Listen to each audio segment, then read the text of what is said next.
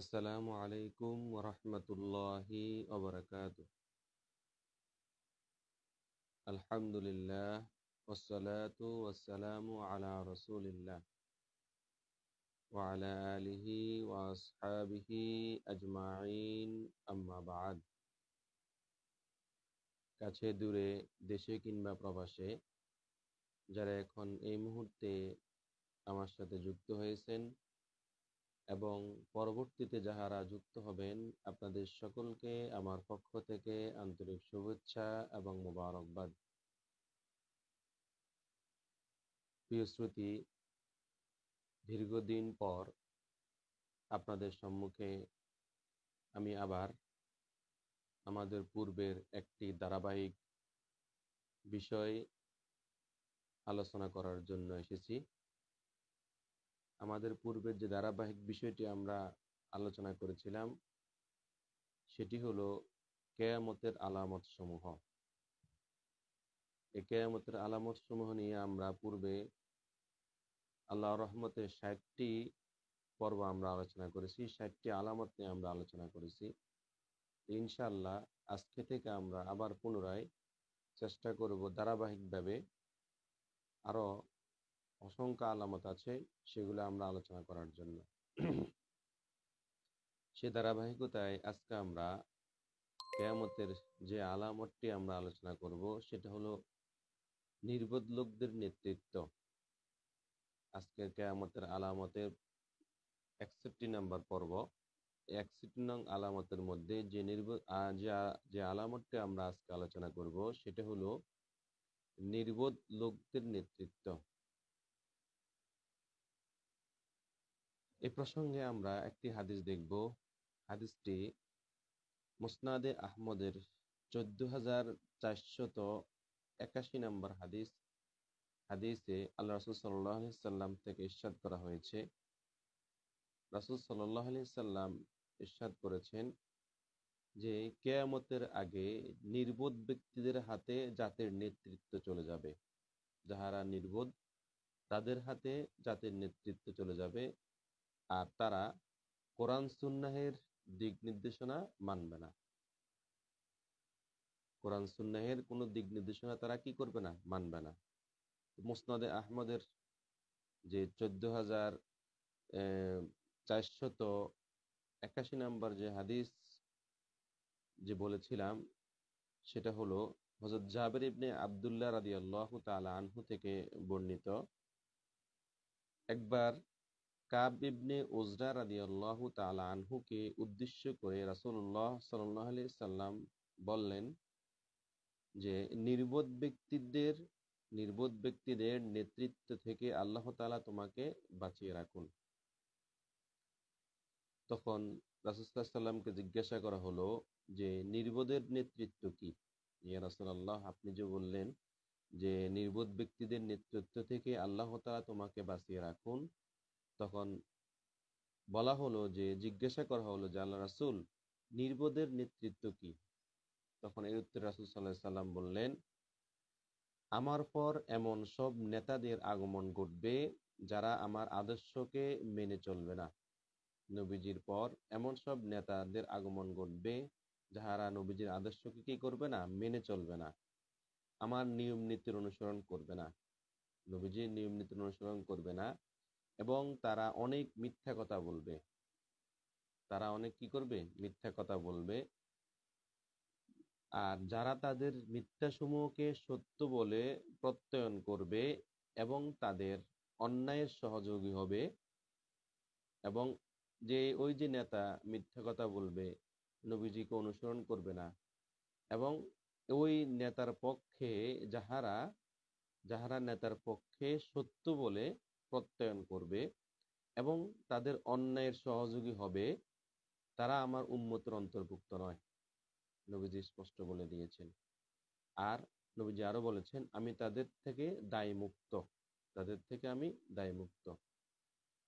এরপরে নবীজি হাদিসে আরো বলতেছেন, হাউজে কাউসারে তারা আমার কাছেও আসতে পারবে না। পক্ষান্তরে যারা মিথ্যুকদের সত্যায়ন করবে না, যারা ওই মিথ্যুকদের সত্যায়ন করবে না, মানে পক্ষ অবলম্বন করবে না, তাদের অন্যায় সহযোগী হবে না, তারা আমার উম্মত। আমি তাদের পক্ষে থাকব, হাউজে কাউসারে তারা আমার কাছে আসতে পারবে। হে কাব ইবনে উজরা, নবীজি বললেন, রোজা হচ্ছে ঢাল, আর সদকা পাপকে ধুয়ে দেয়, এবং নামাজ হচ্ছে আল্লাহর নৈকট্য অর্জনের শ্রেষ্ঠ উপায়।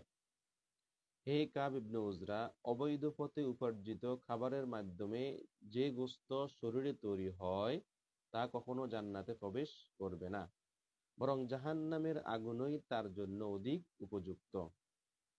হে কাব, মানুষ প্রতিদিন সারাদিনের কাজ শেষে বাড়িতে ফিরে আসে।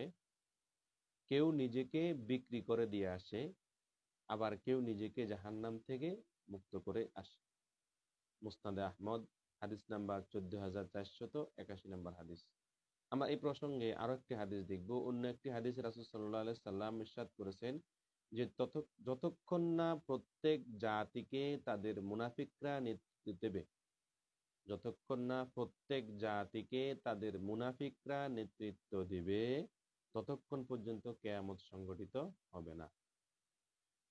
এখানে মুনাফিক অর্থ হলো, হাদিসে রাসূল আরো বলতেছেন, মুনাফিক অর্থ হলো যাদের অন্তরে আল্লাহর ভয়ভীতি নেই, এবং তাদের কি ঈমান দুর্বল, এবং প্রচন্ড মিথ্যাবাদী, এবং দ্বীন ও শরীয়তের ব্যাপারে অজ্ঞ লোককে বোঝানো হয়েছে।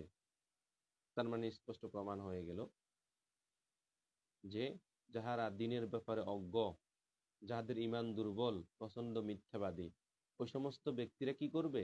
জাতির নেতৃত্বে আসবে। এই জাতির নেতৃত্বে আসাটাও একটি কিয়ামতের কি আলামত, যারা নির্বোধ। এবার আসেন আমরা আর একটু দেখি, এরকম নির্বোধ ও অজ্ঞ লোকেরা নেতৃত্বে আসার ফলে সমাজের আমূল পরিবর্তন হয়ে যাবে। আমূল পরিবর্তন হবে কি?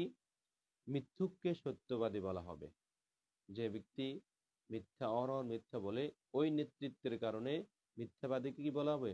সত্যবাদী বলা হবে। আর সত্যবাদীকে মিথ্যুক বলে অবহেলা করা হবে, যেটা স্পষ্ট প্রমাণিত।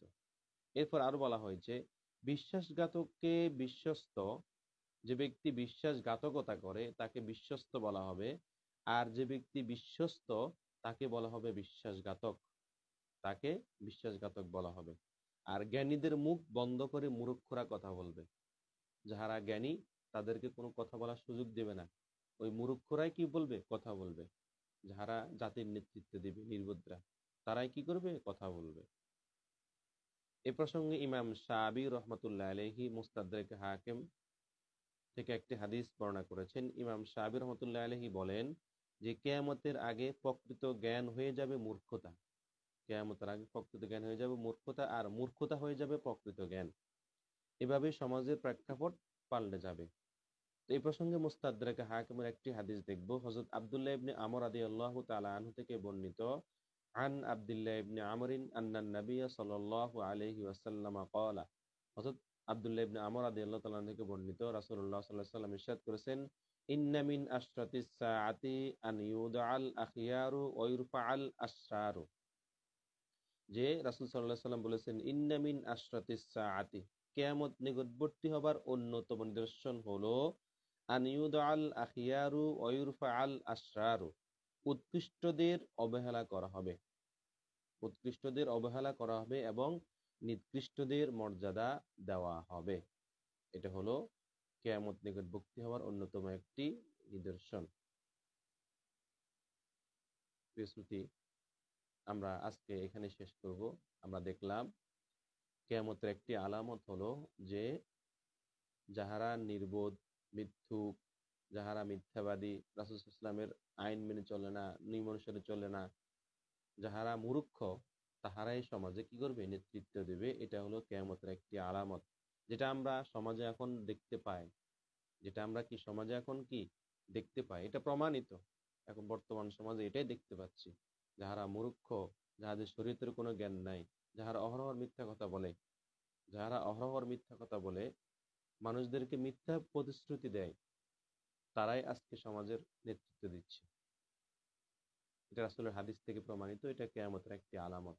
অতএব আল্লাহ তাআলা আমাদের সকলকে যেন এই যে কিয়ামতের আলামতটা আমরা আজকে আলোচনা করলাম, আমাদের সকলকে যেন, আমি এবং আমাদের সকলকে যেন এটার উপরে যেন এটা থেকে যেন বাঁচতে পারি এবং এটা থেকে বেঁচে যেন আমরা ইমানকে আমরা হেফাজত করতে পারি, আমাদের সকলকে সেই তৌফিক দান করুন। আমিন। ওয়া আখিরু দাওয়ানা আনিল হামদুলিল্লাহি রাব্বিল আলামিন। আসসালামু আলাইকুম ওয়া রাহমাতুল্লাহি ওয়া বারাকাতুহু।